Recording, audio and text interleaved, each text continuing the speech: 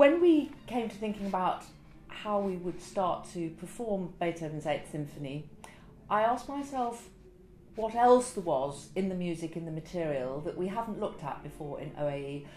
And I think it's always important to look for new things in the music, look for new insights, new ways of responding to the material, not for novelty's sake, but because one should never sit back on one's laurels and think, oh, we know about how to play Beethoven, we've got the old instruments, we've done it before with all sorts of people, and to just sit still and do the same thing again. And I had the idea that there must be somewhere some much earlier performing material to work from, compared with the modern editions that we're often faced with in the orchestra.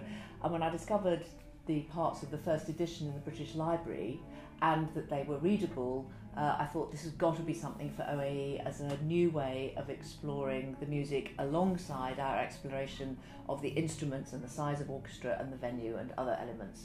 And the thing immediately that strikes us is that actually it's very readable. It feels a little bit more human, as I say, than some modern editions.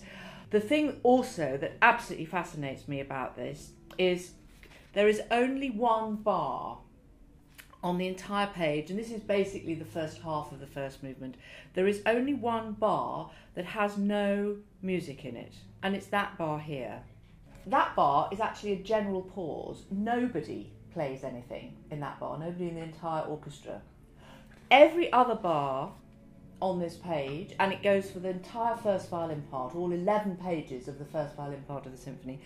Every other bar on this page has some notation in it, either to be played by the first violins, as you'd expect, or as cues from a variety of other instruments in the orchestra. And for me, this was a revelatory example, a further example, of the fact that in the early 19th century, performances of symphonic material like this were directed, were led, were facilitated by the principal first violin, not by a silent conductor with a baton. And so this part actually enables somebody not only to play the first violin part, but also to understand the direction, understand where the material is being played elsewhere in the orchestra. I'm really not sure that many orchestras play Beethoven 8 without the traditional silent conductor. So come and see what it's like when we all collaborate together, when the leadership is shared around the orchestra, and the piece will certainly come alive in a different way.